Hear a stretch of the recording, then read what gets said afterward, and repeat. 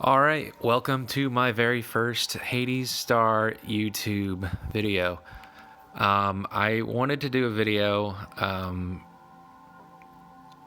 after having done my first couple legitimate white stars. We had a few like easy no-show matches where we faced like one or two guys.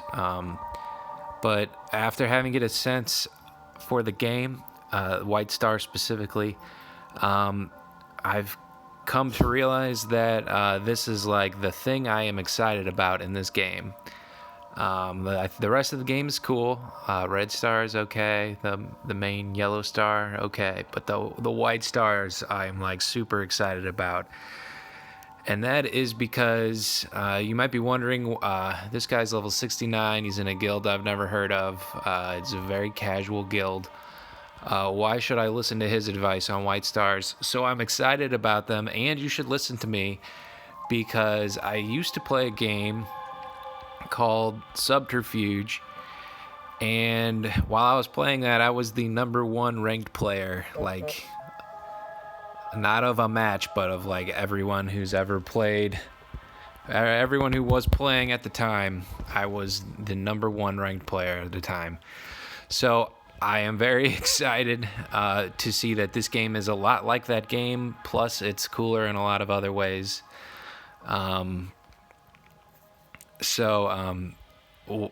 What I want to convey in this video is not like mechanics of Hades Star specifically. You can find that stuff better probably from lots of other sources. I want to talk about stuff that I have learned from Subterfuge and applies directly to Hades Star. And the very first most important topic I want to talk about is the importance of reaction. So there's a few moments in this match where reaction it comes across perfect examples. So I'm going to start with the one that actually chronologically happens second, because it's a more simple example of what I'm trying to talk about. So I'm going to fast forward a little bit. The game doesn't let me pause in the replay, so you're going to have to bear with me in terms of replaying this. All right, so what I'm talking about with reaction is it's hard to express in words, but you want to be the one to react second. You don't want to be the one to initiate something if possible. If you are the initiator, you need to be in such an advantageous position that there is nothing imaginable that the opponent can do. And the reason is because they'll do it. Unless they make a mistake or unless they don't log in on time, they're going to beat you simply because they have the opportunity to. And once you've made your move, if there is any possible way to beat that move, and they haven't, and when I say they make a mistake, I mean they haven't seen the way in which they can beat it and it's available, they're going to do that move. Because there's there is a significant amount of time for them to think about what to do and then actually do it. So we're getting a bit ahead of ourselves here on the replay. I'm gonna reset it.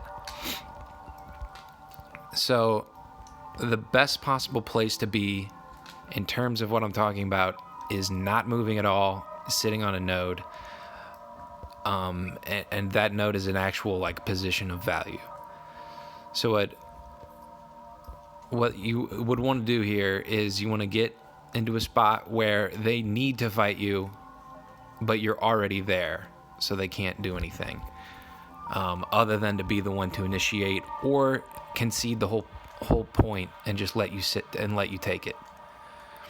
So these 3 asteroids right here to the southeast of this planet, that would be the place to set up. And you'll see them, they're easily in there. These three guys in my guild, they're gonna come in. The Serbs coming after them, that doesn't really matter. And you'll see look at how spread out the three enemies are. Like, they're in terrible position. Really, really bad position. And maybe that's why my guildmates decided to attack. It looks like he's really vulnerable, right? But as soon as they launch this attack to move in on this position, he can literally do like dozens of different things right now. And the guys who have just moved in on him can't do anything other than a handful of mods that they have equipped. That rocket was obviously not a great rocket. You just basically could have resolved that by checking the time machine. But that's another video. So the guy decides to stay there and hit an EMP. So he gets 2 for 1 on that EMP. So now it's a 1-on-1 with a much weaker ship versus a much stronger ship. And that's largely because he was just able to react and control the fight because he reacted second. And once that first EMP goes out, EMP really exaggerates this whole reaction thing because EMP ceases everyone from being able to react. So if you land it correctly, not only have you reacted in a way that is advantageous for you, but you've also stopped them from being able to do anything, including the things they already set out to do. And here come the rockets. So I'm gonna make fun of these guys here. I made the initial. You'll see in the chronologic order of things. I walked into this missile strategy because, like I said, I'm not that familiar with the specific mechanics of Hades Star, and I hadn't seen this sit at the warp gate and fire rocket trick yet. So we get beat by it pretty bad over on the other side of the map. So they should have seen it coming because it already had happened. But yeah, the rockets just come in and just start hammering them. And one of us have to run away, leaving a 2 versus 1 with much stronger ships versus a much weaker ship. And the damage had already been done by the EMP.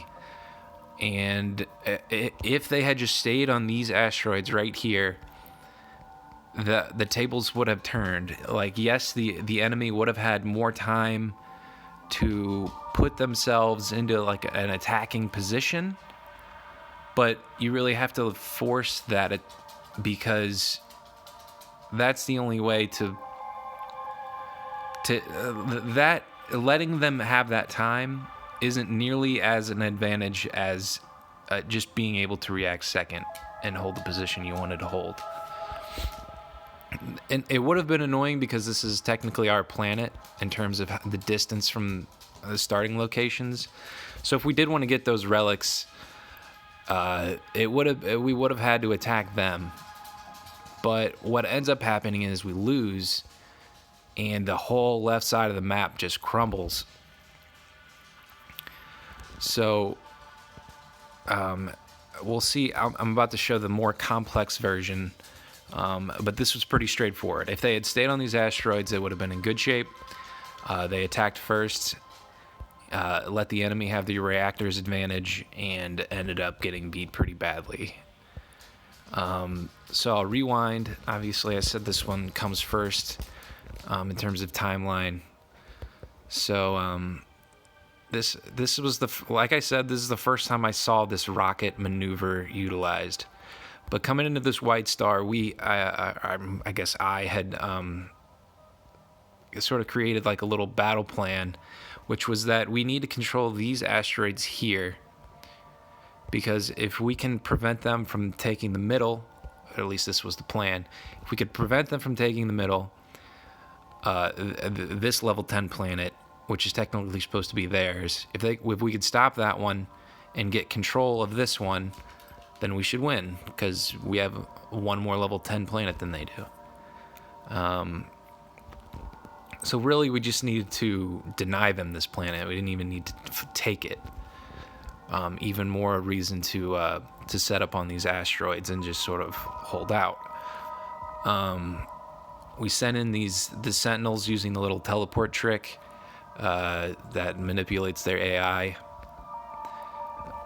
which will become important in here in a second. So they're all lining up here on these asteroids, and you'll see the plan, like I said, was to just set up here. But what happens is the enemy long jumps, and I'll get to long jumps in a second, but when you move that far, it makes it extremely easy to react to your move. So to me, this was the perfect time to attack and actually win this planet, because, like I said, we are the ones reacting to their long jump move. They've already committed to what they're doing, so I thought. But like I said, I hadn't seen this rocket trick. So basically, I get baited into making a bad call, which was to tell everybody they should attack this planet. We also had this perfect interceptor coming in, basically tanking for us, along with a couple of Cerberuses as well. So they're getting beat up in several different places. And the plan was to have him come in and EMP. This guy was a little too early. Could have fixed that in the time machine coming in. But so you'll see the EMP comes out on our side, and we think we're in good shape because we have the three of us. I have really good Unity support mod, and this fight should go our way, or at least be the best possible fight we could put up. I think we were a little out-teched, but that was always going to be the case no matter how we went about it. So we had some rockets come in through your normal means, the way I thought rockets worked, where you had your transports or your miners or whatever, and you would get one.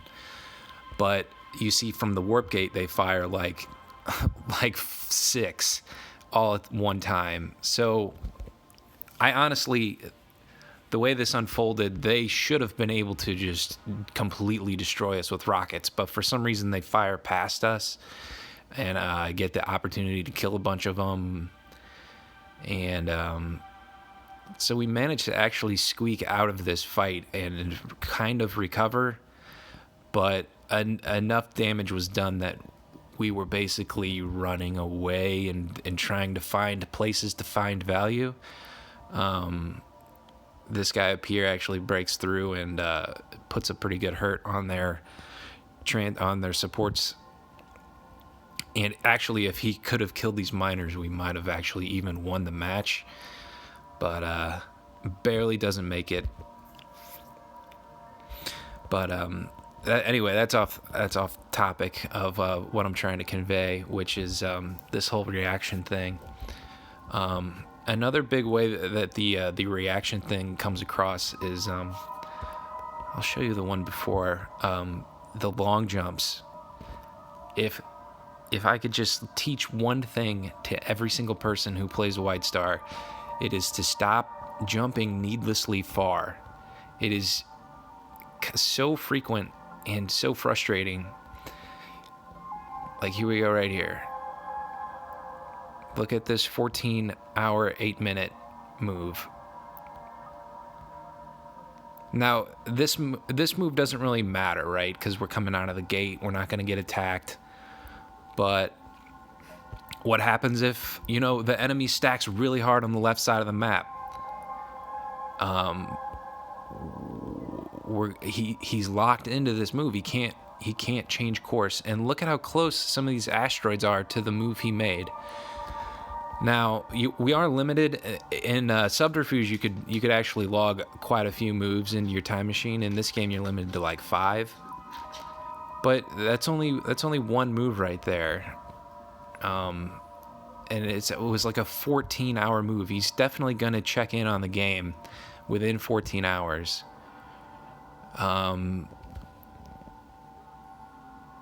So instead, if you just stop at asteroids whenever it is convenient, whenever it doesn't deviate your path too greatly, you should always do it, unless you're actually out of moves for your time machine. There's a good example of it coming up. So he's coming out of the backfield, right? Oh, that's a rocket. So he's all the way back here, and he's moving along the line of these asteroids. And then, so remember I said that he mistimed his move? It was actually the other guy who mistimed his move. But the whole thing could have been avoided if, instead of moving directly to the planet, he moved to this asteroid and then to the planet. He loses like 10 minutes on his move, maybe, and gains an entire extra opportunity to change his mind. To put it in a really bad analogy, it's like if you were playing chess and you let the other guy move twice and you only got to move once. Like I say, that's a bad analogy. Maybe a better one would be, basketball. You jump into the air to block the opponent's shot, and he just sidesteps you and makes a move. You committed to jumping into the air. The opponent is gonna just walk right around you. The least threatening thing in the game of anything is a battleship making an extremely long move, because you see it from a mile away. There's virtually nothing that battleship is going to do, because by the time you get to your destination, they will have figured out a way to avoid it or punish you, which would be even worse. So at best you're doing nothing, and at worst you're getting hammered. Anyway, this video is already plenty long, I think. So we go on to obviously lose this one. As I just showed you, both of the major fights we just lose pretty handily, and both of the fights were lost. Well, I guess the left side fight was lost due to reaction. The right side fight was based on, just a mistake of mechanics. I think the right reaction was made, minus those rockets. And you do, as the defender, as the person who reacts second, you do have to make a move. Like, you still have to do that move that will beat your opponent's attack, but it's much, much easier to do when you're moving second.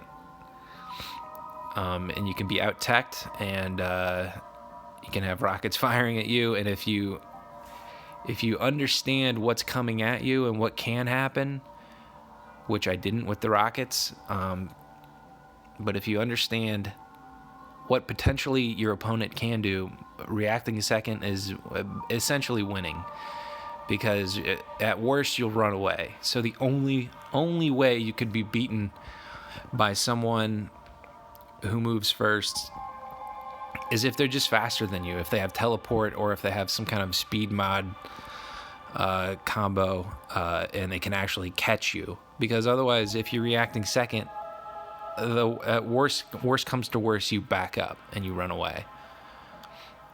But I'm gonna go ahead and end it there. Thanks for listening, and hopefully people like this, and maybe I'll do more in the future. See ya.